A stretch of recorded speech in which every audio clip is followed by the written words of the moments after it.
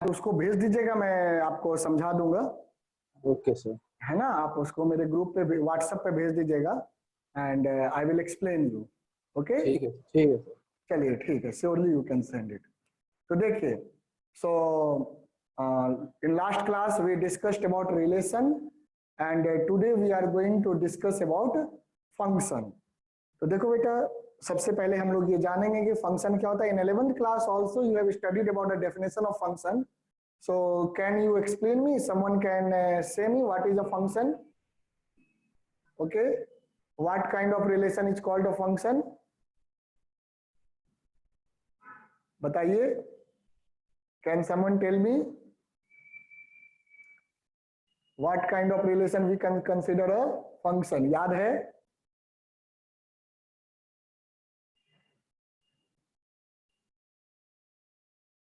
हाँ जी बेटे, किसी को याद है? बताओ कि किसको रिलेशन, किस कैसे रिलेशन को फंक्शन कहते हैं? Binary relation over two sets. Binary Relation over two sets. नहीं, बाइनरी रिलेशन अलग चीज हुआ। बाइनरी जो है ना, बाइनरी जो है वो आपको तो सिलेबस से भी हट गया है, वो 12th में है। Okay, Yes sir. बाइनरी जो है, बाइनरी टाइप का जो रिलेशन है वो सिलेबस में भी अब नहीं है। Okay okay, sir. रिलेशन जो है बेटा, देख लो, जब हम टू वेरिएबल है, हाँ ऑब्वियसली आप दो सेट या सिंगल सेट, रिलेशन जरूरी नहीं कि दो डिफरेंट सेट पे हो। जैसे हम relation from set A to set A भी कहते हैं ना, ए क्रॉस ए। तो ए क्रॉस ए में जो आपका आता है, ए क्रॉस ए का जो भी सबसेट होगा, that will be the relation on a single set. Like we define a relation on real number. तो रियल नंबर पे हम रिलेशन अगर डिफाइन करते हैं तो डोमेन भी रियल नंबर ही होता है, रेंज भी रियल नंबर का ही सबसेट होता है। ओके, तो a relation can be defined on a single set also, है ना। जैसे हमने देखा था, हम लोग क्या कहते हैं, let a relation is defined on Z. Okay, that is the set of integer. तो हमने एक सिंगल सेट पे रिलेशन डिफाइन किया। उसी तरह से आप दो अलग अलग सेट पे भी कर सकते हैं और सिंगल सेट में भी रिलेशन डिफाइन कर सकते हैं। मतलब आप सेट ए और सेट बी भी ले सकते हैं और सेट ए एंड सेट ए में भी डिफाइन कर सकते हैं रिलेशन। तो ये चीज आपको मैंने लास्ट टाइम बताया था। ओके, अब देखो फंक्शन क्या है। Function is also relation but it is a special type of relation. Function is a special type of relation. What is the speciality of the relation in this function? कैसा special relation है ये बात हम लोग जानेंगे, ध्यान दीजिएगा। तो सबसे पहले हम लोग लिखते हैं, a function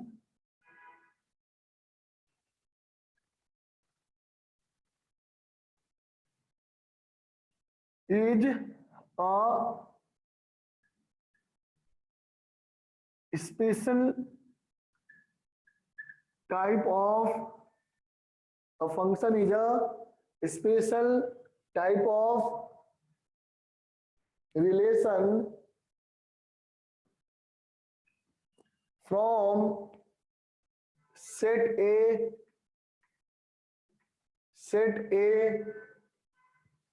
to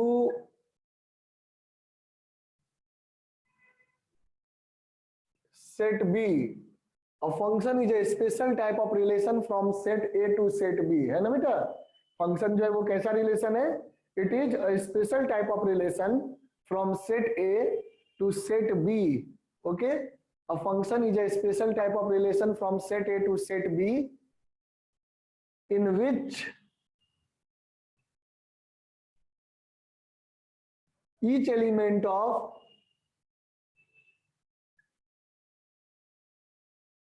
set A is related to a unique element of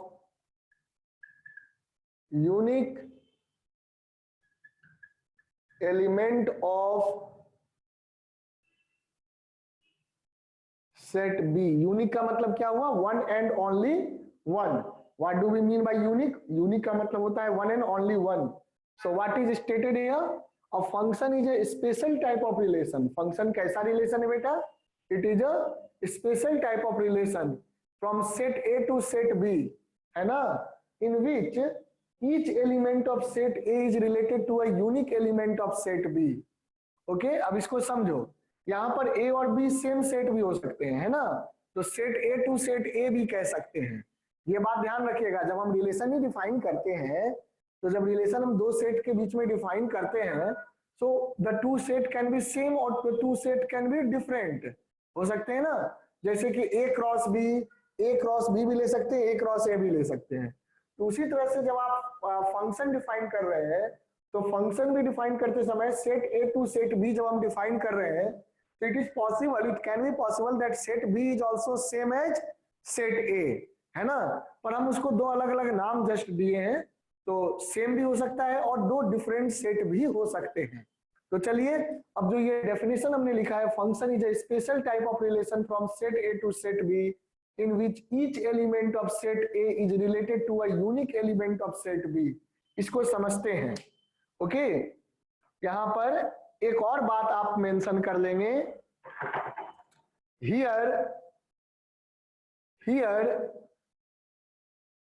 set A is called domain। Set A को क्या कहते हैं? डोमेन कहते हैं। And set B is called codomain. इसको क्या कहते हैं? कोडोमेन। ठीक है बेटा, तो जो पहला सेट है उसे हम डोमेन कहते हैं और दूसरे सेट को क्या कहते हैं? कोडोमेन, है ना। अगर ये रिलेशन, ये जो है, ये कंडीशन सेटिस्फाई हो रहा है जो कि हमने यहाँ पे स्टेटमेंट में लिखा है। क्या कंडीशन है? कंडीशन क्या है? Each element of set A, है ना। कंडीशन क्या है? ध्यान दीजिएगा, focus on the condition. Each element of set A is related to a unique element of set B. Each element of set A is related to the unique element of set B। ये आपको दिया हुआ है। Function is a special type of relation from set A to set B in which each element of set A is related to a unique element of set B, है ना। तो each element, यहाँ पे नजर रखिए, each element of set A, each element का क्या मतलब होता है? हर एक एलिमेंट को कंसीडर करना है, कोई भी एलिमेंट छूटना नहीं चाहिए। यानी कि A में जितने भी एलिमेंट होंगे, वो सारे एलिमेंट रिलेटेड होंगे सेट बी के एलिमेंट से, कोई छूट नहीं सकता है। ठीक है ना। पहला कंडीशन ये है कि each element of set A is related to an element of set B. और कैसे एलिमेंट से? To a unique element of set B. Unique का मतलब क्या हो गया? One and only one element of set B. अब जरा इसको आप समझो, एक एग्जाम्पल के तौर पे समझिए जरा, तो आपको क्लियर होगा। जैसे कि मैं अगर कहता हूं कि this is set A, this is set A and here the elements are A1, A2, A3, A4, like this, A1, A2, A3, A4। Okay, तो ये जो एलिमेंट्स हो गए बेटे, ये किसके एलिमेंट्स हो गए? ये सेट A के एलिमेंट्स हो गए। अब देखना बेटा, सेट B, इधर मैंने बनाया सेट B, ओके, तो इधर मैंने बनाया सेट B, तो इधर मैंने बना दिया B1, B2, B3, B4, like this।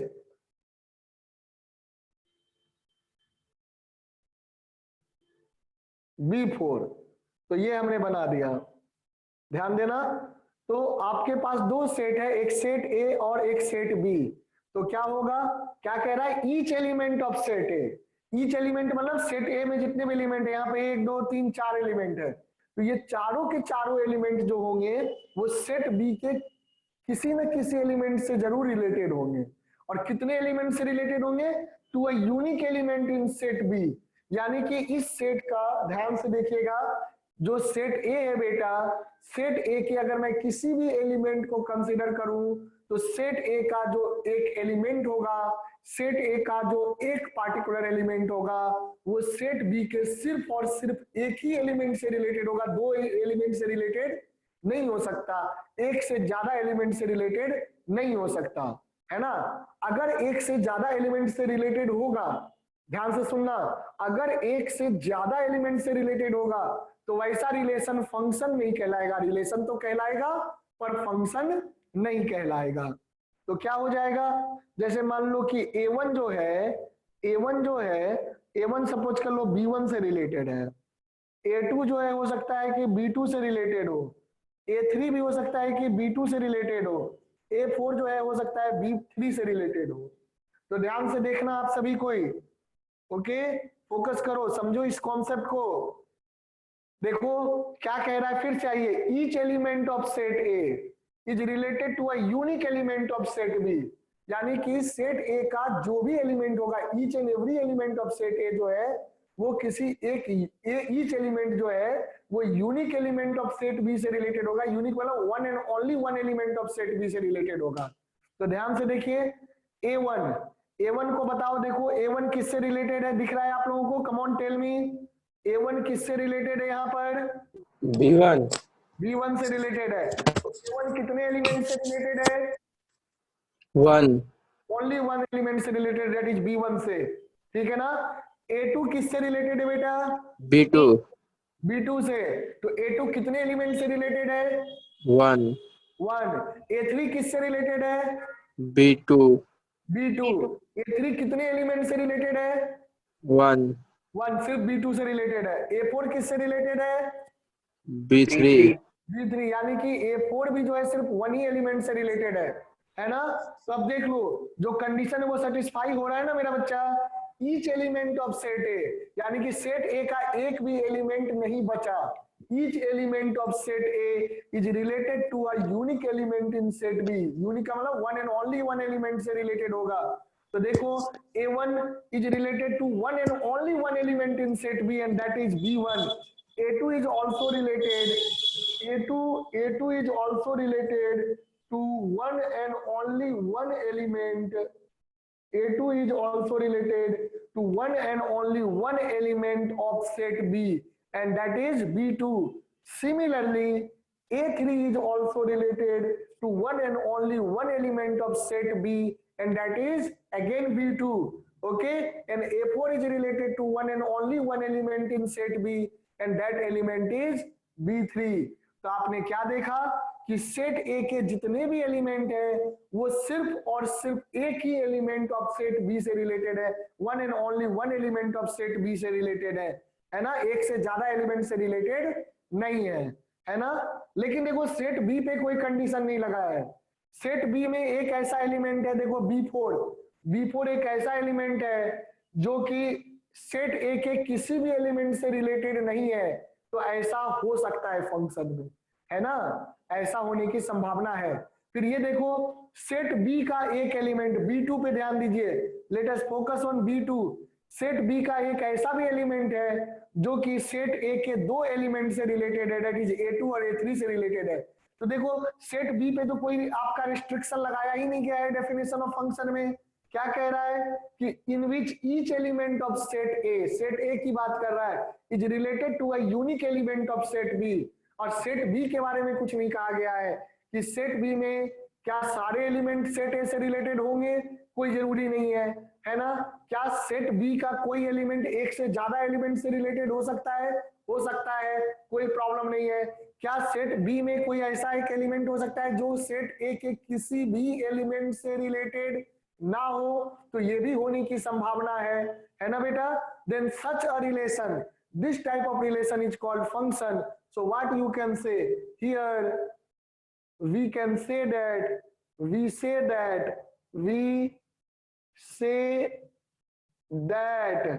a function is defined from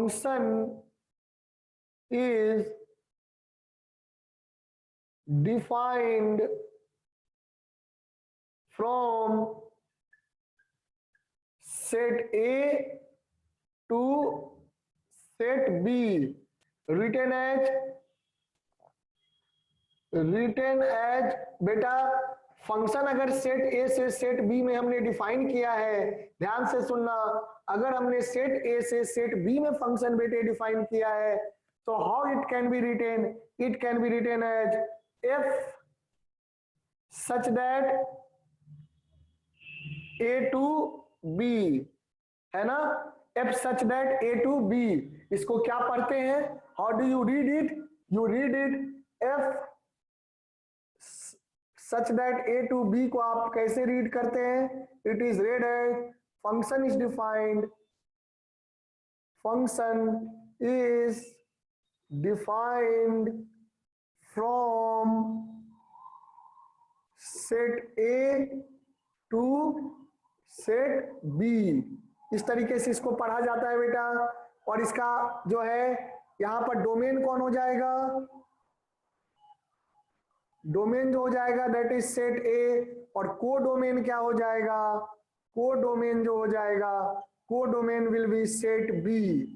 okay, तो पहला जो सेट है a that will be called domain and the second set will be called codomain. यहां तक बात समझ में आ गई सभी को? मैं और एग्जांपल के थ्रू समझाऊंगा, जब आप इसको नोट कर लेंगे। टिल जहां तक मैंने अभी तक समझाया है वो बात क्लियर है बेटे? Yes, sir. Okay, so first of all you complete your note, then I will take one or two more example for a function, then we will see different types of function and the problems based on different types of function. चलिए, है ना? Domain क्या होता है, को domain क्या होता है, रेंज क्या होता है, इन सब पे भी हम लोग बात करेंगे अभी। Before moving to the problem, come on do this. इसको नोट कर लो बेटा, डेफिनेशन ध्यान रखेंगे आप, है ना? यहां पर आप ये भी कह सकते हैं then set B, then a function is said to be defined from A to B. Then function is said to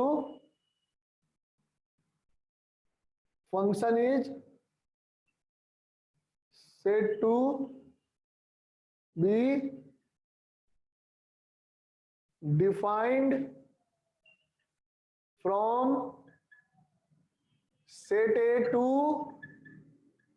set B, है ना? तो ये डेफिनेशन जरूर लिख लीजिएगा। देखो डेफिनेशन बहुत इंपॉर्टेंट है। जब तक आपको ये नहीं समझ में आएगा कि फंक्शन कहाँ किसको जाता है, तब तक आप फंक्शन को सॉल्व नहीं कर पाएंगे। Okay, so we will move from the very basic concept of function और डिटेल में सारी चीजों को समझेंगे। So first of all just note it down, just note it down.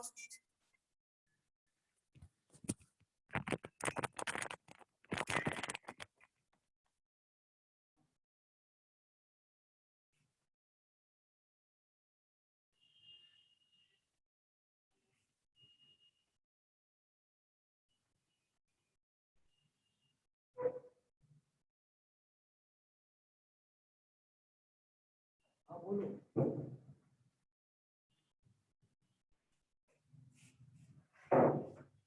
बोलो, देखिए हमें जरूरत है तो बोलने से तुरंत नहीं मिल जाएगा। बोलो एक आध घंटे का व्यवस्था ऐसे, है ना?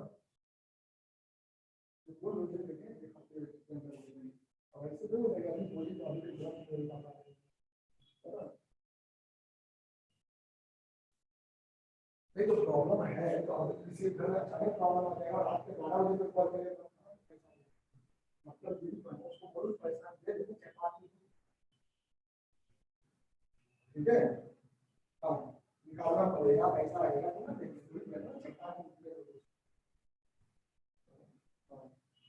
है। इसी नंबर पे कॉल करें, उसको लेक्चर देते ना, वो कट जाता है, लेक्चर डिस्कस। हाँ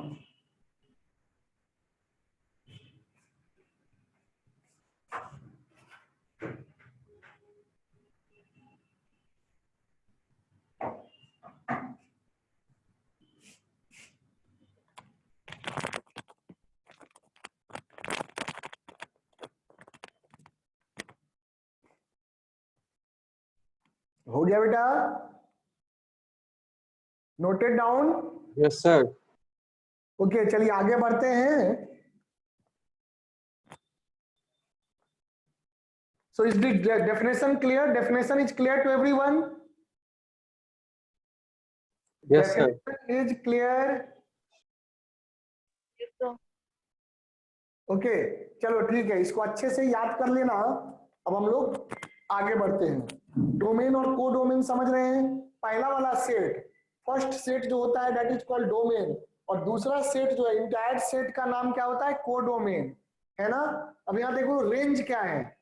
को डोमेन तो ये पूरा का पूरा सेट बी हो गया ना, लेकिन रेंज सेट बी के वो एलिमेंट्स होते हैं, उन एलिमेंट का सेट होता है जो कि सेट ए के साथ रिलेटेड है। यानी कि यहां देखो तो B1 B2 B3 B4 तो कोडोमेन हो जाएगा, लेकिन रेंज क्या हो जाएगा? Range will be only B1 B2 B3।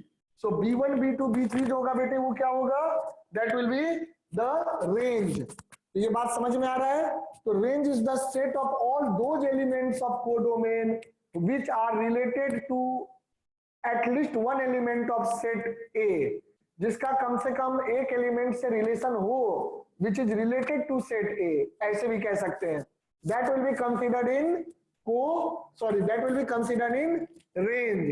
यानी कि हम क्या कह सकते हैं कि रेंज जो होगा पूरा का पूरा सेट बी नहीं होगा, सेट बी के सिर्फ वही एलिमेंट रेंज में आएंगे जो कि सेट ए से रिलेटेड है। तो आप इस तरह से कह सकते हैं कि यहाँ पे रेंज क्या हो गया? B1 B2 B3। तो आप क्या देखोगे कि B1 B2 B3 का जो सेट है वो सेट B का ही सबसेट है। So what you can say, the range is always a subset of codomain, है ना? Range is always a subset of codomain. It is also possible that is entire codomain set will be behaving as range. ये भी possible है। यदि ये B4 भी अगर किसी से एडेड होता तो क्या हो जाता कि पूरा का पूरा कोडोमेन का जो सेट है वो रेंज का सेट बन जाता, है ना? तो चलिए हम लोग इन सबको अभी जानते हैं।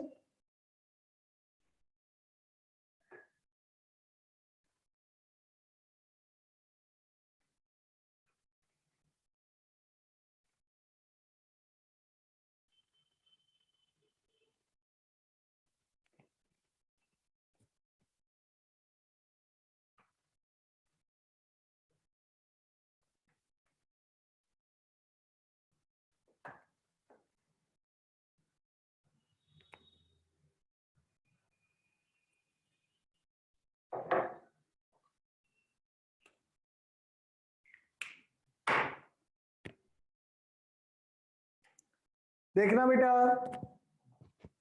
Now we are going to discuss domain, codomain and range of a function। domain, codomain and range of a function. तो इन तीनों चीजों को अब हम लोग डिस्कस करते हैं, एक एक करके देखते हैं बेटा। तो सबसे पहला जो है we will see domain. So what is domain? What is domain that we will understand. Domain किसको कहते हैं? देखो, तो what is domain we will know about it. देखना बेटे, डोमेन क्या होता है? Domain is basically the entire set A. If a function is defined from set A to set B, then set A will be called domain। क्या कहोगे? If a function is defined from set A to set B, then the entire set A will be called domain। इस बात को लिखो, if a function is defined from, if a function is defined from set A to set B, okay, if a function is defined from set A to set B, इसका मतलब क्या हो गया? Function is defined from set A to set B को short में कैसे लिख सकते हैं mathematically? Function such that A to B. तो फंक्शन इज डिफाइंड फ्रॉम, इसको क्या पढ़ते हैं? Function is defined from set A to set B, है ना? तो इस केस में क्या हो जाएगा? Then the set A is called domain and set B is called B is called codomain. तो चलो कोडोमेन का भी डेफिनेशन आ गया साथ में ही कि अगर आपका फंक्शन सेट ए से सेट बी में डिफाइंड है, then the entire set A will be called domain and the entire set B will be called codomain, है ना। तो यहां हमने डोमेन एंड को डोमेन दोनों के डेफिनेशन को समझा, डोमेन एंड कोडोमेन के डेफिनेशन को समझा। अब देखना बेटे रेंज क्या होता है, we will understand what do we mean by range. Range का क्या मतलब होता है ये समझेंगे। देखो बेटा ध्यान दीजिएगा, यहां फंक्शन को हमने डिफाइन किया था, फंक्शन का डोमेन और कोडोमेन हमने जाना कि यदि फंक्शन सेट ए से सेट बी को डिफाइन कर रहे हैं हम, तो जो पूरा का पूरा सेट ए होगा that will be called domain, और जो पूरा का पूरा सेट बी होगा that will be called codomain. अब रेंज क्या होगा, रेंज जो होगा सेट बी के वो एलिमेंट्स आएंगे रेंज में which are associated with at least one element of set A, है ना। तो जिसका कम से कम एक एलिमेंट ऑफ सेट ए के साथ रिलेशन होगा वही कोडोमेन का वही सारा एलिमेंट रेंज में आता है। Hence we can say range is the subset of codomain. इसको देखो, the set of all those elements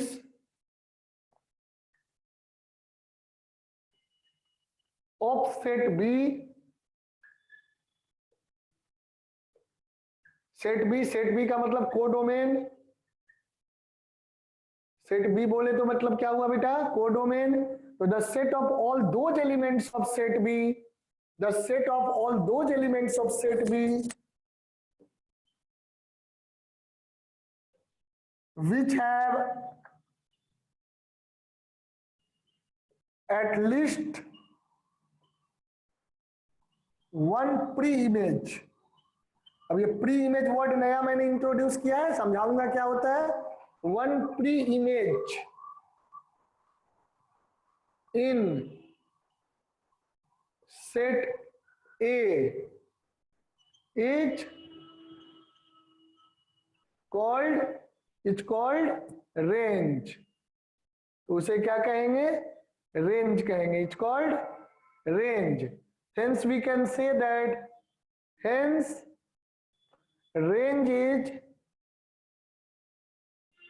is subset of, ये सिंबल किसके लिए यूज होता है, this symbol is used for subset. Range is subset of codomain. तो range क्या है बेटा, range is the subset of codomain. Codomain के जो सेट होता है उसका सबसेट होता है रेंज। ओके समझ रहे हैं। तो इसको जो है अब हम लोग एक एग्जांपल के थ्रू देखेंगे। तो सबसे पहले बेटे आप इसको नोट कर लीजिए, everyone please complete the note complete कर लो बेटा। इसको डेफिनेशन लिख लीजिए डोमेन, कोडोमेन और रेंज का, और ये भी बात मेंशन करिए कि range is the subset of codomain. फिर मैं एक एग्जांपल के थ्रू इसको समझाता हूं, एक मैथमेटिकल एग्जांपल के थ्रू समझाता हूं, उसके बाद फिर हम लोग बढ़ जाएंगे डिफरेंट टाइप्स ऑफ फंक्शन। मैंने यहाँ पे एक और वर्ड इंट्रोड्यूस किया है, क्या वर्ड इंट्रोड्यूस किया है, प्री इमेज। तो प्री इमेज एक और वर्ड होता है इमेज, तो इमेज और प्री इमेज को भी हम एग्जांपल के थ्रू समझेंगे। So first of all you just note it down. Okay everyone complete the node first of all.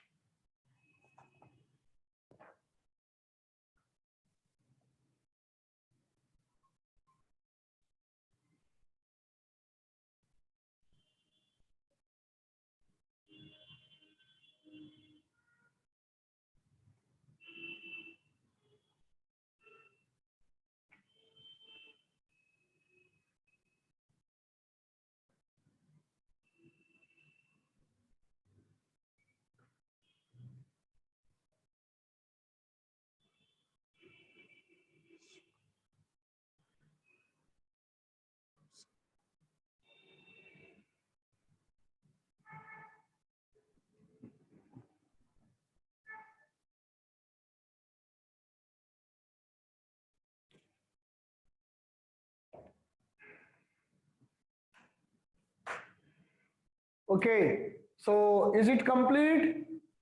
Should I move ahead now? Yes, sir. Okay बेटा, good. अब देखो, इसको जो है एक एग्जाम्पल के थ्रू बच्चों हम लोग समझते हैं कि क्या मतलब है इसका।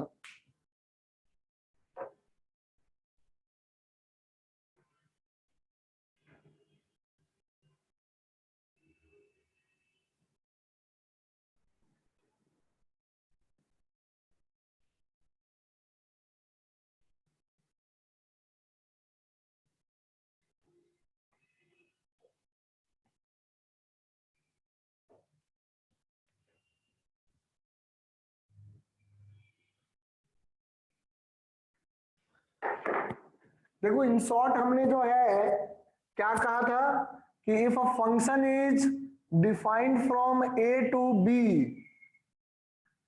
देन डोमेन जो हो गया वो क्या था, domain was set A and codomain is set B.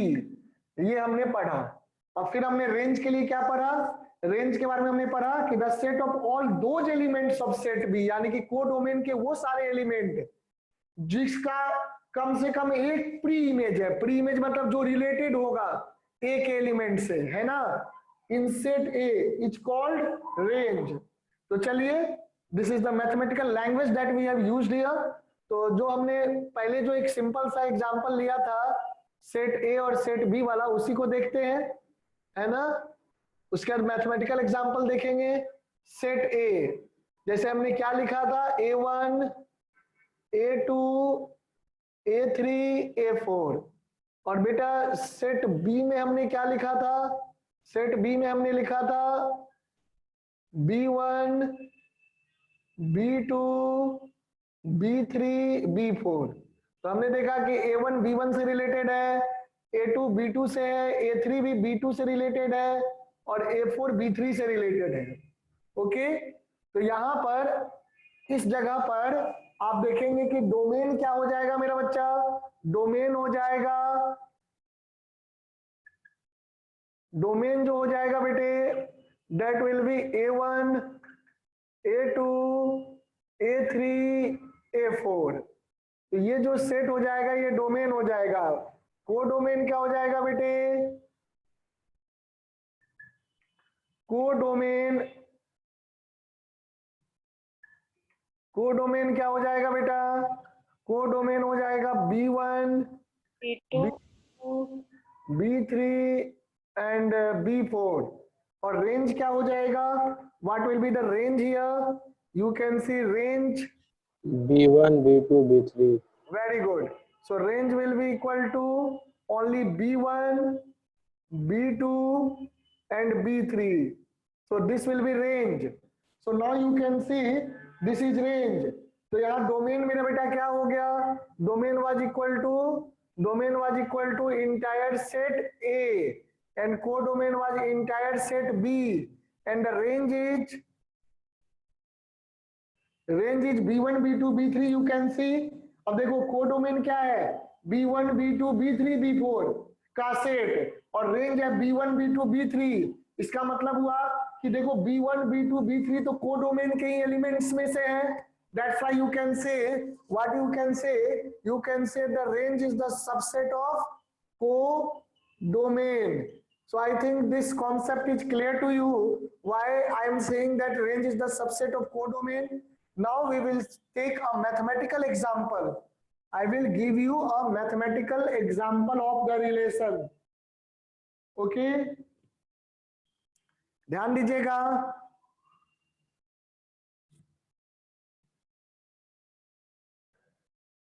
Let a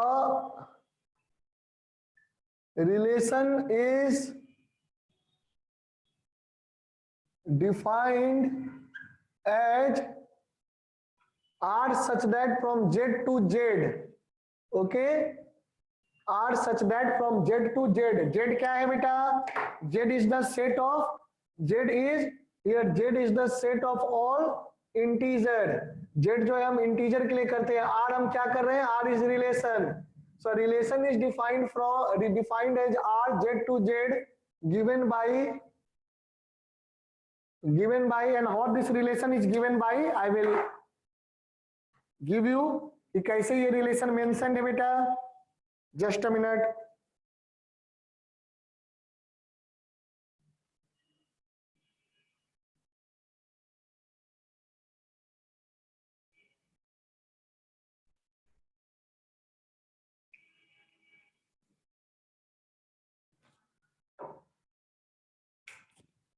ध्यान दीजिएगा, how this relation is given by r equal to x comma y such that y equal to x squared, है ना, and x and y belongs to obviously z है. तो लिखने की जरूरत नहीं है क्योंकि यहां दे ही रहा है कि रिलेशन कहां से डिफाइंड है, z to z. Then obviously x comma y में x और y किसको बिलोंग करेगा, z को बिलोंग करेगा, है ना. तो अंदर में लिखने की जरूरत नहीं है, या तो अंदर में लिखा तो यहां लिखने की जरूरत नहीं है, पर कोई नहीं, चलो हमने दोनों जगह मेंशन कर दिया है. तो ये रिलेशन आप समझ रहे हैं, y equal to x square. Now the question is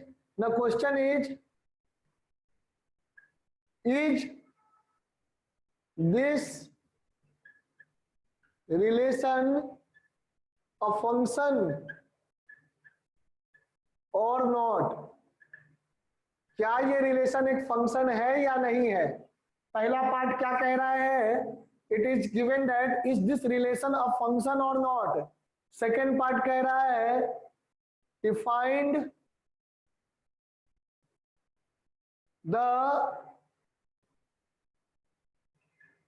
domain, range and co-domain, है ना. डोमेन, कोडोमेन और रेंज बताना है. देखो बेटा, डोमेन, कोडोमेन और रेंज रिलेशन के लिए भी होते हैं. डोमेन, कोडोमेन और रेंज ये रिलेशन के लिए भी होते हैं और फंक्शन के लिए भी डोमेन, कोडोमेन और रेंज होते हैं. समझ रहे हैं इस बात को. तो डोमेन, कोडोमेन, रेंज का जो डेफिनेशन फंक्शन में है वैसा ही डेफिनेशन रिलेशन में भी होता है. ओके, चलिए अब आगे बढ़ते हैं. हाँ, लेकिन वहां डोमेन में क्या हो जाता है कि डोमेन भी पूरा सेट ए हो जाए, जरूरी नहीं है रिलेशन में, क्योंकि रिलेशन के केस में कोई ऐसा एलिमेंट रह सकता है जो खाली रह जाए.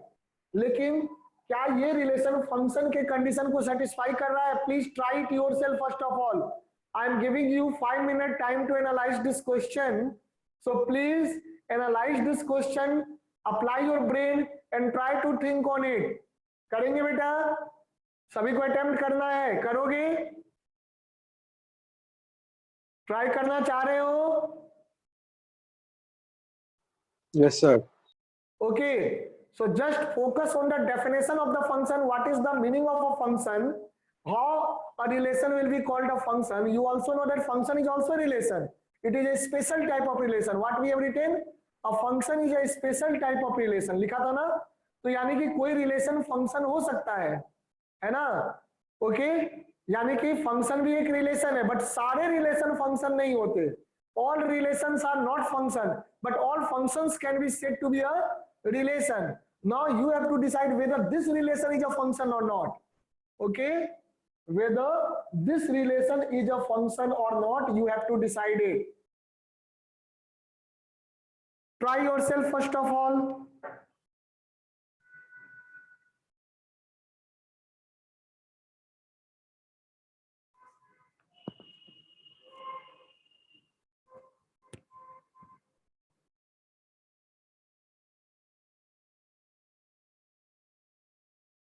So I've taken the attendance of you people, Anu, Ayush, Drone, Manish, and Tushar and Raghav. These students are present in this class. Next class will be from 11:30. अच्छा, आज तो स्कूल की क्लास नहीं है ना आप लोगों की, क्या आज भी है? Sir, now it is going on. Okay, it's going on. So if you wish, then I can take the second class in evening.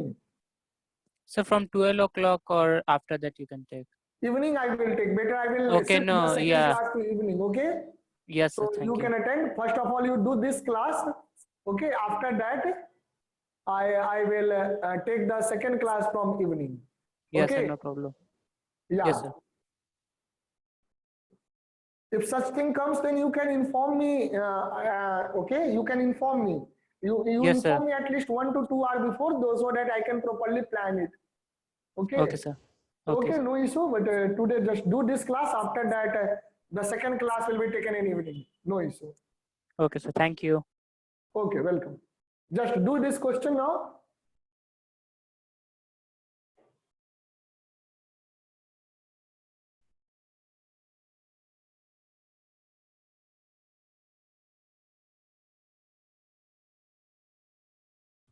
Raghav beta, is it clear? Okay, he is coming.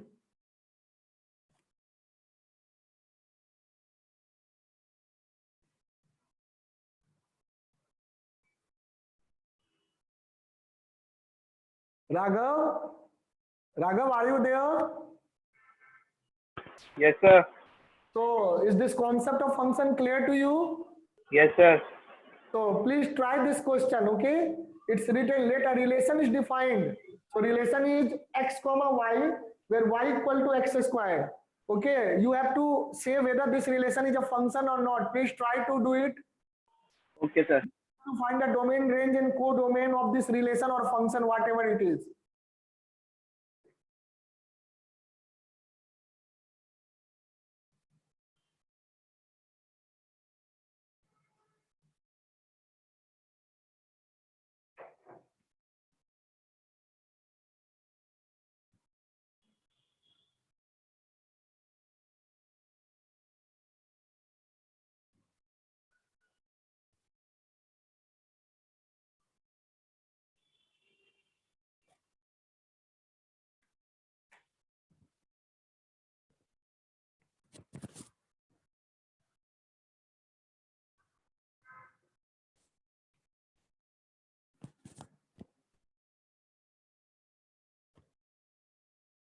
Okay, listen students, I am going to describe the set A. Let x belong to set A and y belongs to set B. Okay, so we have taken x belong to set A and y. Sir, this is a function. Yeah, of course, this is a function. Definitely it is a function. Okay, this is a function. You are right. So x belongs to set A and y belongs to set B. Now you can see what you can see. Let me draw the set A. Okay, so this is set A and this is set B. So I am taking, suppose infinity से शुरू होगा, आता रहेगा 4, थोड़ा और कम ले ले, 3, 2, 1, 0, -1, -2, like this it will be going, -3 up to minus infinity. है ना, integer, it is the set of all integers, and here also B is the set of all integers. So B is the set of all integers. So what I am taking, infinity 9, 8, 7, 6, 5, 4, 3, 2, 1, 0 and up to then -1, and it will go till minus infinity. So like this, you know that this is the set of x. So this is the set B is the set of x. So it is x and set B is the set of y. Okay. So what is here? Y equal to x square. Y equal to x square. यही ना बेटा? So y equal to x square. Set A को आप क्या लिख सकते हैं? से ये A है, मैंने B गलती से लिख दिया है. This is set A. Okay, there was mistakenly written set A. So set A is basically X and set B is Y. Okay, so this is set B, which is Y. So now what is the relation between X and Y? Relation is Y equal to X square. So you know that there is every integer x, whether it is positive, negative और zero, x कैसा भी integer हो, चाहे वो positive हो, negative हो या zero हो, उसका स्क्वायर पॉसिबल है। और किसी भी इंटीजर का स्क्वायर करोगे तो क्या आएगा? इंटीजर का स्क्वायर करने पर इंटीजर ही आएगा। Is it clear? So what you will be getting, इसका जो 3 का जो रिलेशन होगा वो क्या हो जाएगा? 9 से हो जाएगा। 3 का रिलेशन 9 से हो जाएगा। 2 का रिलेशन बेटा 4 से हो जाएगा। ठीक है, 2 का रिलेशन 4 से हो जाएगा। 1 का रिलेशन 1 से हो जाएगा। 0 का रिलेशन 0 से हो जाएगा। -1 का स्क्वायर करिए। जब आप -1 का स्क्वायर करेंगे तो -1 का स्क्वायर फिर से 1 आएगा ना, तो -1 का स्क्वायर करने पे फिर से 1 आएगा। So this will be also related to 1 and -2 का स्क्वायर करेंगे तो फिर से 4 आएगा और -3 का स्क्वायर करेंगे तो फिर से सर हाँ बोलो बेटा। रेंज तो हो जाएगा, इसका पॉजिटिव इंटीजर हो जाएगा ना? नहीं, सारे पॉजिटिव इंटीजर नहीं होंगे। देखो 8 कैसे होगा? 8 आएगा, 7 आएगा, आएगा बेटा? No sir. नहीं आएगा ना, तो सिर्फ पॉजिटिव इंटीजर मत कहिए। All positive integers are not in the range, है ना? तो इस बात का ध्यान रखना। ऑफ कोर्स जो भी होगा वो पॉजिटिव इंटीजर में से ही होगा, but all positive integers are not the range. Okay बेटा, तो ध्यान रखना है। यहाँ इवन 0 भी है, देखो 0 भी है तो 0 इज नॉट पॉजिटिव। तो क्या हो जाएगा? देखो 4, 5, -4, -5 अप टू इंफिनिटी, सबका जो है स्क्वायर पॉसिबल है। और सभी के स्क्वायर करने पर क्या आते हैं? सबका स्क्वायर करने पे इंटीजर ही आएगा, है ना? इंटीजर का स्क्वायर इंटीजर ही देगा। तो यानी कि इंटीजर यहाँ पर क्या है? ध्यान से देखिएगा, समझो इसको। सेट ए में यानी कि एक्स के सेट में बेटे एक भी ऐसा एलिमेंट नहीं है जिसका बी के एलिमेंट से रिलेशन ना हो।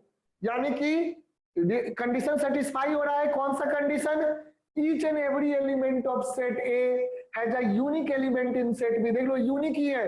3 किससे रिलेटेड है? 9 से, और किसी से रिलेटेड नहीं होगा। -3 किससे रिलेटेड है? 9 से, तो -3 भी सिर्फ एक ही एलिमेंट से रिलेटेड है।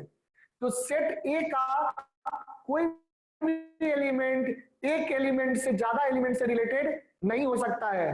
तो यहाँ आप क्या देखेंगे कि ये जो है फंक्शन के सारे कंडीशन को सेटिस्फाई कर रहा है। पहला condition, there should be no element in set A, there should be no element in set A which has a image in set B, है ना? So every element of set A has a image in set B.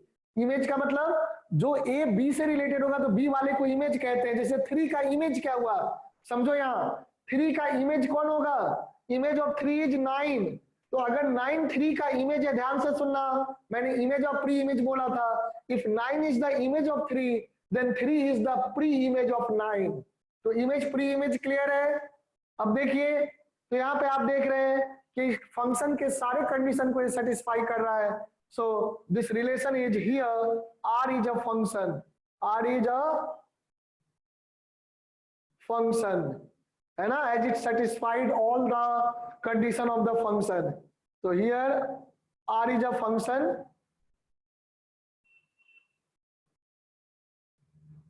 here R is a function और domain क्या हो जाएगा बेटा?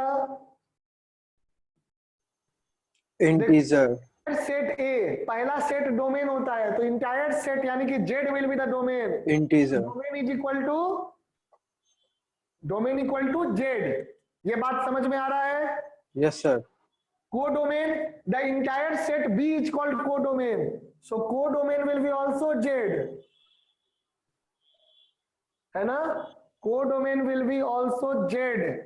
अब देखो range जो हो जाएगा वो आपका क्या हो जाएगा? रेंज जो हो जाएगा वो हो जाएगा 0, 1 का स्क्वायर, 2 का स्क्वायर, 3 का स्क्वायर, 4 का स्क्वायर, अब ये सीक्वेंस चलता जाएगा।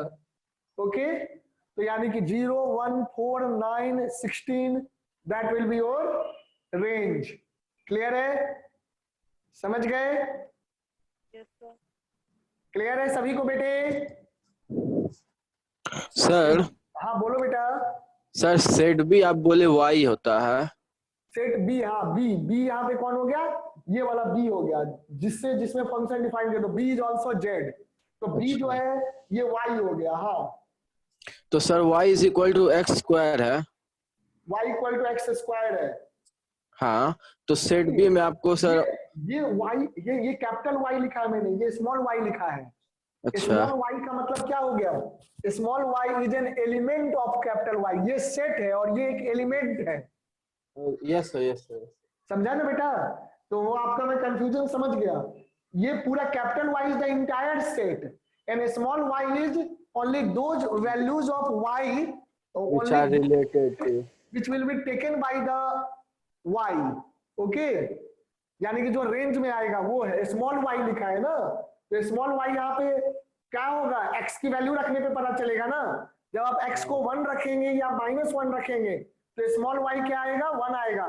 जब आप x को 2 रखेंगे तो स्मॉल y क्या आएगा? 4 आएगा। तो small y is representing an element only corresponding to the value of x। Capital Y is representing the entire set B, है ना?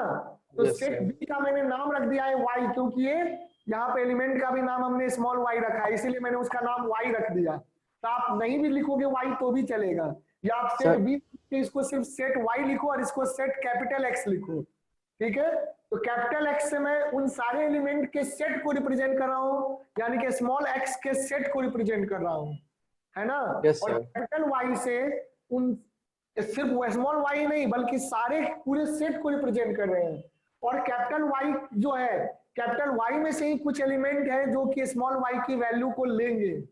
समझ रहे हैं? Yes sir. सर हाँ एक बेटा। तरह से सर रेंज हो गया, मतलब कि रेंज आप y is equal to x square से ही फाइंड कर सकते हैं।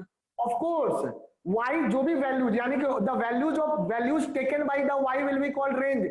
बहुत तरीके होते हैं डिफाइन करने का, आगे हम लोग अभी हर डेफिनेशन को देखेंगे, है ना? तो यहाँ पर आप ऐसे भी कह सकते हैं कि अगर एक फंक्शन y और x में डिफाइंड है, देन ध्यान से सुनना मैं जो बोल रहा हूँ, if a function is defined from variable y to variable x to variable y, x से y में डिफाइंड है, that is y equal to x square, इस तरह से, या y is a function of x, ऐसे small y is a function of x। तो ये अभी थोड़ी देर में ये भी रिप्रेजेंटेशन आएगा हम लोग के पास। तो यहाँ पर x जो भी वैल्यू लेगा उसको क्या कहेंगे?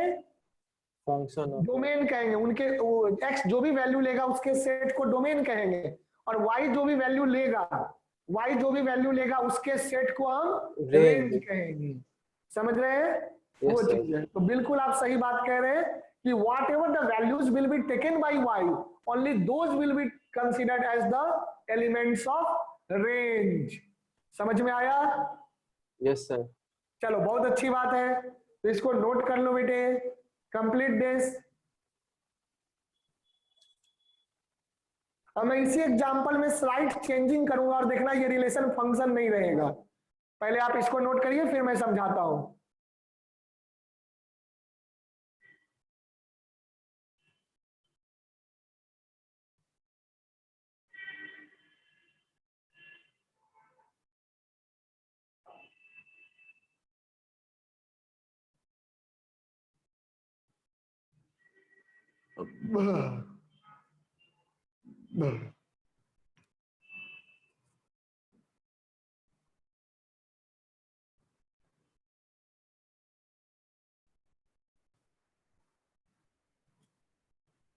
हो गया मेरा बेटा, कंप्लीट हो गया।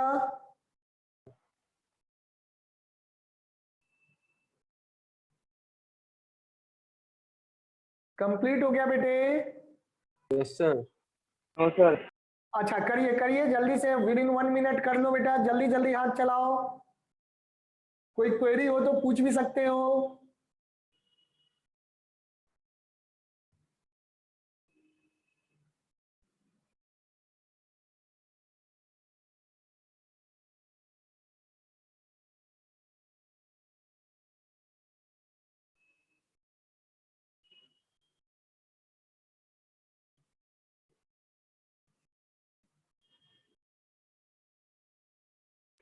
Done, sir. Very good. So I'm going to rub this now.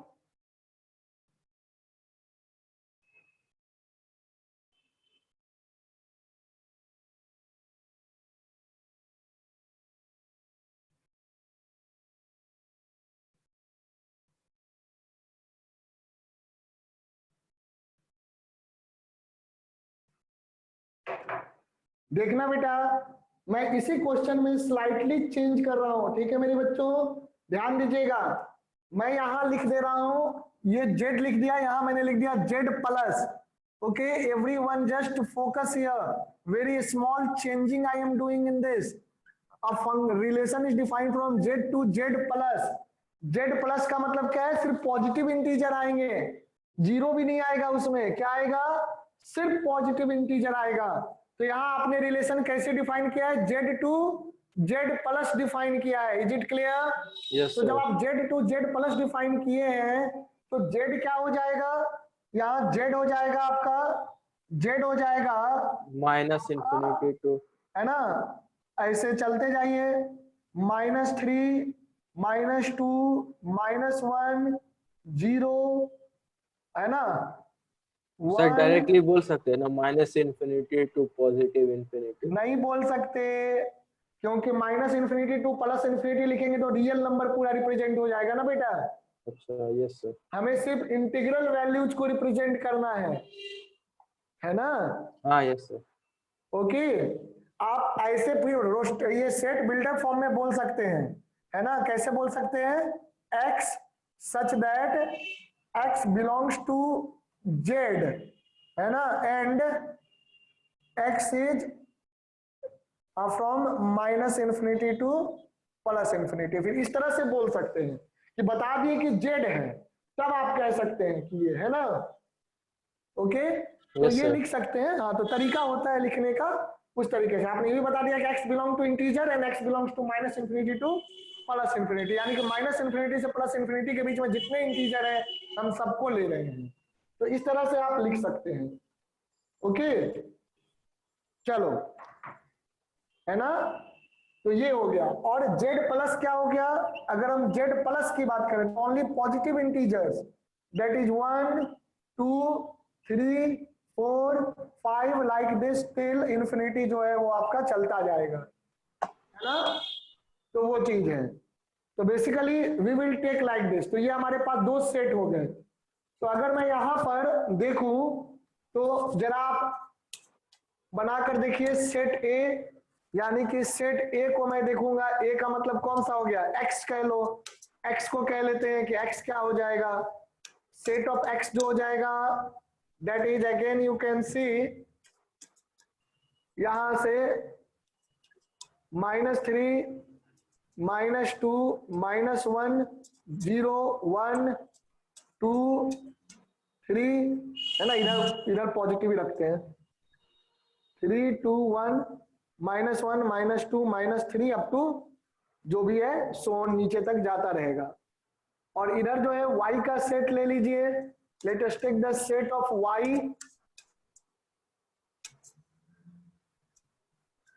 y का सेट ले लीजिए, एंड फिर से मैं लिख रहा हूं 9 8 7 6 5 4 3 2 1 0 -1 -2 अप टू सो चलता रहेगा इस तरीके से, लाइक दिस। तो अब मैं इसमें देखूंगा तो देखो 3 का स्क्वायर क्या होगा, अच्छा सॉरी, ये क्या है, y में कौन है, z प्लस है ना, y इज ओनली 1 तक। हाँ, तो वो मुझे ध्यान देना था। तो ये क्या चलेगा, 0 कैसे आ जाएगा, 9 8, है ना, या ऐसे ही रख दो इस तरह से 1 2 2 3 4 5 6 7 8 9 10 अप टू सोन इन्फिनिटी तक, है ना। ये हमने y में क्या लिया है, z प्लस लिया है ना, तो z प्लस को ही तो रिप्रेजेंट करोगे, तो ये हो जाएगा। अब जरा देखो 3 का स्क्वायर, 3 का स्क्वायर will be 9, minus 3 का स्क्वायर इज ऑल्सो 9, 2 minus 2 का स्क्वायर 4 और 2 का स्क्वायर विल बी ऑल्सो 4, -1 का 1 और -1 का स्क्वायर दोनों 1 हो जाएगा। तो ये आपको दिख रहा है कि किस तरीके से ये है मेरा बेटा, सब ध्यान दो आप लोग। Okay, so in this way you can represent. तो ये रिप्रेजेंटेशन समझा। अब यहाँ देखो जीरो, जीरो एक ऐसा एलिमेंट है जिसका किसी के साथ रिलेशन है, हो सकता है? No sir. बोलो जीरो का स्क्वायर क्या होगा? कुछ नहीं, कैसे कुछ नहीं होगा? जीरो ही ना होगा स्क्वायर क्या होगा? जीरो होगा, है ना? तो जीरो का स्क्वायर जीरो होगा। क्या जीरो आपके वाई में है? No sir. जीरो है ही नहीं वाई में, तो क्या जीरो जो है किसी भी एलिमेंट ऑफ सेट वाई से रिलेटेड होगा? No sir. No sir. नहीं होगा ना बेटा। अब आप क्या कहते हैं? A function will be set to be defined from set X to set Y. Set X से सेट वाई फंक्शन आप तब कहेंगे डिफाइंड है when each element of set X has a unique element in set Y. Each element, यहां देख लो 3 जो है वो सिर्फ 9 से जुड़ा हुआ है तो यूनिक तो है, 2 जो है वो 4 से जुड़ा हुआ है, यहां भी यूनिक है, 1 जो है सिर्फ 1 से जुड़ा हुआ है, -1 सिर्फ 1 से जुड़ा है, यूनिक एलिमेंट हो गया। -1 दो एलिमेंट से नहीं जुड़ा है, -2 4 से जुड़ा हुआ है, यहां भी यूनिक हो गया। -3 9 से जुड़ा है, यानी कि -3 सिर्फ एक ही एलिमेंट से जुड़ा है। लेकिन ये भी कहता है ईच एलिमेंट, क्या है स्टेटमेंट में? Each element of set A must be related to a unique element of set B. तो जहां ईच एलिमेंट की बात आ गई तो zero is not related to any element of set B. दिख रहा है? Yes sir. तो यहां since you can say zero is not related to any element of set y, hence R is not a function। यानी कि जो R ये relation है, ये रिलेशन फंक्शन नहीं होगा, क्योंकि फंक्शन कहता है each element of set A must be related to a unique element of set B, but here what you are saying, each element of set A is not related to a unique element in set B। क्या कहता है कि each element of set A must have an image in set B, but यहाँ zero का कोई भी image set B में नहीं है, इसलिए ये आपका ये रिलेशन फंक्शन होने की क्राइटेरिया को सेटिस्फाई नहीं करता है और इसीलिए ये रिलेशन फंक्शन नहीं है। देखो मैंने थोड़ा सा चेंज कर दिया, जेड टू जेड था तो फंक्शन था, पर जेड टू जेड प्लस हो गया तो फंक्शन नहीं है। समझ रहे हो?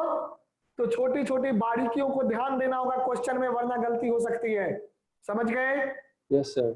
हाँ, अब यहाँ पे हमारा सवाल ये होता है कि what will be the domain and range. तो मैं वो लिख रहा हूं, मैं ध्यान दीजिएगा, I am writing it, what will be the domain and range. So domain will B, domain में जीरो नहीं आएगा, ध्यान रखो, ये रिलेशन का डोमेन है, लेकिन ये जीरो जो इस रिलेशन में एग्जिस्ट ही नहीं कर रहा है। जीरो के साथ बी कोई रिलेशन में है? एक्स में जो एलिमेंट जीरो है, जीरो के साथ वाई का कोई एलिमेंट रिलेटेड ही नहीं है, तो रिलेटेड ही नहीं है तो ना डोमेन में आएगा ना रेंज में आएगा, है ना? तो यहाँ क्या हो जाएगा? डोमेन जो हो जाएगा आपका, डोमेन जो हो जाएगा बेटा आपका क्या हो जाएगा? डोमेन जो हो जाएगा वो हो जाएगा जेड माइनस जीरो, यानी कि जीरो को नहीं लेंगे, यानी कि आप इसको क्या कह सकते हैं? +-1 +-2 +-3 and so on. So that will be your domain. Zero will not be included in the domain in this case. So zero will not be included in the domain in this case. Now we are talking about codomain. Codomain. So codomain will be entire set B Z plus. Z plus will be your codomain. Z plus will be your codomain. तो ये बात ध्यान में रखोगे। और मेरा बेटा range क्या हो जाएगा? रेंज जो हो जाएगा वो आपका हो जाएगा, क्या हो जाएगा? 1 का स्क्वायर, 2 का स्क्वायर, है ना, जीरो नहीं आएगा, 3 का स्क्वायर, 4 का square up to so on. So that will be your range 1, 4, 9, 16, 25. That will be your range. Clear है? Yes, sir. तो देखो डोमेन और रेंज और कोडोमेन रिलेशन में भी होता है, फंक्शन में भी होता है ना? ये रिलेशन क्यों नहीं है फंक्शन, ये भी क्लियर है? Yes, sir. चलिए इसको नोट कर लीजिए। हाँ बोलो, कुछ पूछना चाहते हो? No, sir. Okay, so please note this example also as a second example. You take it as a second question. ध्यान से इसको क्वेश्चन नंबर 2 के फॉर्म में लिखो, पहला वाला क्वेश्चन नंबर 1 के फॉर्म में लिखिए, है ना? हमने स्लाइड चेंज कर दिया बेटे। तो आज की क्लास को हम लोग यहीं तक रखते हैं। नेक्स्ट क्लास ऑफ फंक्शन यानी कि लेक्चर 2 ऑफ द फंक्शन जो है ना, उसमें रिलेशन फंक्शन में अब हम फंक्शन की बात कर रहे हैं। तो फंक्शन के नेक्स्ट लेक्चर में मैं डिफरेंट टाइप्स ऑफ फंक्शन को इंट्रोड्यूस करूंगा और उनसे रिलेटेड साथ में ही फंक्शन को पढ़ते जाएंगे, उनसे रिलेटेड क्वेश्चंस को देखते जाएंगे, है ना? बहुत सारी चीजें सीखेंगे, डोमेन सीखेंगे, रेंज सीखेंगे, ग्राफ प्लॉट करना सीखेंगे, how we can plot the graphs of the various types of function. All these things are very important. Okay, so you can say that a function chapter is acting as basically as a starter. Okay, it is acting as a starter before the start of calculus. Okay, so calculus पढ़ने से पहले function अगर जमकर clear हो जाए, मजा आ जाए function में, तो आप देख लेना कैलकुलस सबसे इजी लगेगा आपको. ओके, और 60% सिलेबस आपका मैथ्स का क्लास 12 का कैलकुलस ही है बेटे. तो प्लीज इसको करिए, है ना? Although we will be studying in sequence. Function के बाद फिर हम जो है इनवर्स ट्राइगोनोमेट्री पढ़ेंगे, फिर मैट्रिसेस डिटरमिनेंट पढ़ेंगे, तब हम फंक्शन वाले चैप्टर जो है कैलकुलस वाले चैप्टर लिमिट कंटिन्यूटी इन पे आएंगे. Okay, so we will study each and every chapter in a proper sequence according to NCERT. So please complete your note. Today we are going to end this lecture up to here only. And I will message you the timing of the second class, the physics class. I will message you the timing. Okay बेटा? तो इसको कर लीजिए. Complete it now. I will upload this lecture also on YouTube, so you can revise the previous all those lecture which I have already recorded, and this lecture as well you can revise on YouTube. Okay, so you can take the revision of this lecture also if you want. If you require, then definitely you can revise. I will share the link.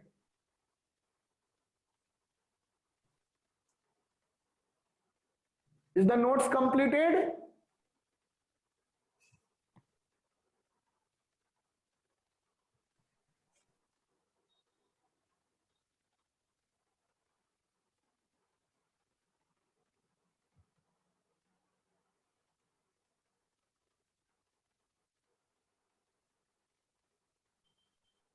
Is note completed beta? Yes, sir. So should I end this lecture now? Yes, sir. Everyone completed, no one is left now, so I'm going to end this lecture. If anyone needs some time, then you can tell me. Okay, then thank you very much. I'm going to end this lecture now. We will meet in evening for the physics class today. Thank you beta. Thank you, sir. Thank you, sir. you.